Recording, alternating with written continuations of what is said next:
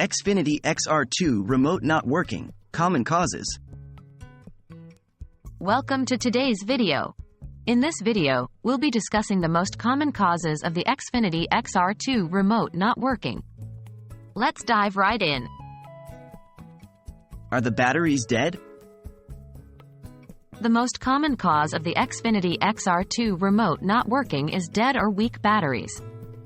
To check the batteries, simply remove the battery cover and replace the old batteries with fresh ones. Is the remote paired correctly?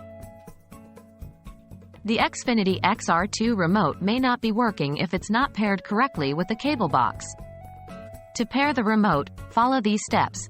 Turn on your TV and cable box. Press and hold the setup button on the remote until the LED turns green. Press the Xfinity button on the remote.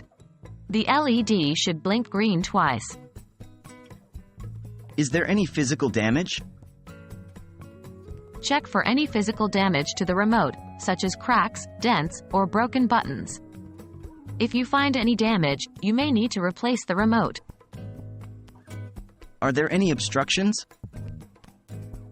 Make sure there are no obstructions between the remote and the cable box, as this can interfere with the signal. Make sure to point the remote directly at the cable box when pressing buttons.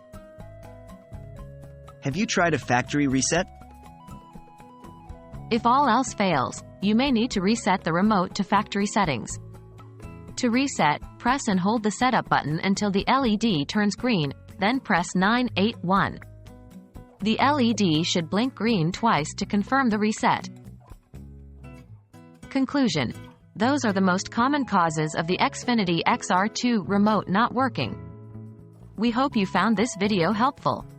If you're still experiencing issues, don't hesitate to contact Xfinity customer support for further assistance.